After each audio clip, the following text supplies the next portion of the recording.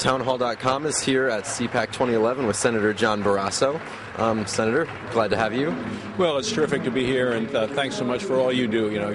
You made sure that Nancy Pelosi got fired, and you made sure that we got 6 new Republicans in the United States Senate, so I should be thanking you. Well, we did our best, and we're focused on 2012 now, trying to get a couple more, get that majority back.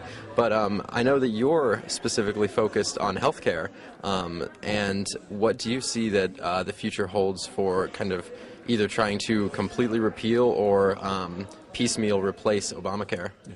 We're going after this every way possible. We're going after it in the courts, we're going after it in the Congress, and then we're going after it all across the country. We've had the rulings in Virginia and Florida that are helpful. We need the Supreme Court to just throw this out completely, because you and I both know that this law is unconstitutional.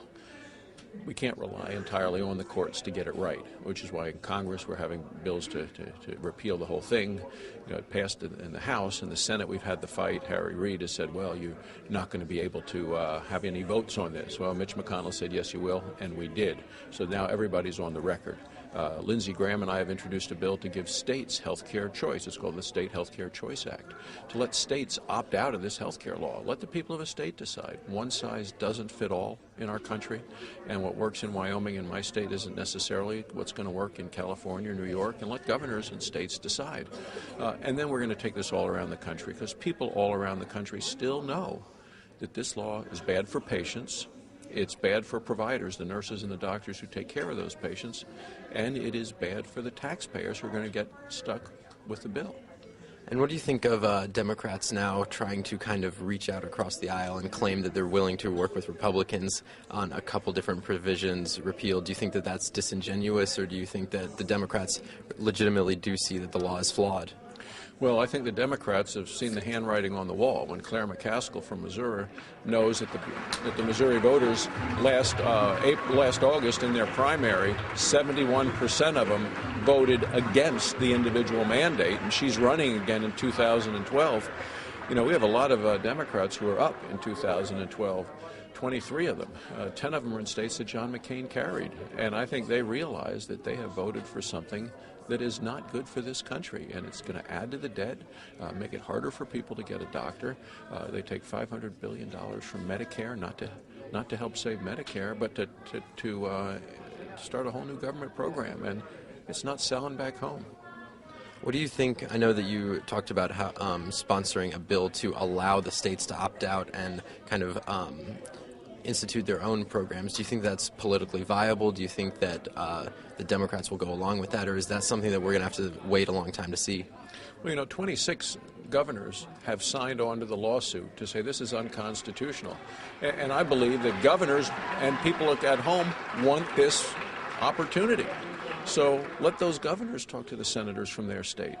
And then let those senators, Democrat senators, if they choose to vote against the people of their own state and vote against the governor of their own state, then they'll have to explain that to the voters come November of 2012. And I don't think the governors want to hear excuses from senators in Washington who think they know better than the people back home. You're speaking here at 1 p.m. Do you want to give us a little preview of your speech? Well, I'm going to say that we need to repeal this broken health care law. That I think President Obama has made a lot of promises to the American people, and now it's been about a year since the law has been passed, and what's happened is that those promises that have been made, people realize they're broken. And that's why 59% of people on Election Day, the voters in exit polls, still want this law repealed. And when you talk to people and poll people that have actually talked to a doctor or a nurse or a physician assistant or somebody about health care, then the number of people that oppose this health care law goes up. So kind of the more you know about it, the more you don't like it. And wasn't it Nancy Pelosi that said first you have to pass it before you get to find out what's in it? The more that people are finding out what's in it, the less they like it. Along those lines, did you see yesterday that the CBO estimated that Obamacare is going to cost 800,000 jobs? Is that on the, do you have to pass it to find out what's going to happen to it? Well, they've been talking about that from the beginning, and so has the National Federation of Independent Business, a group that I was a member of when I was still practicing medicine in Wyoming. We've used to call this a job-killing bill, and now we have to call it a job-crushing bill and law, but it does have an impact. It hurts the economy. They have the incentives all wrong, and That's going to make it harder for small businesses to hire people.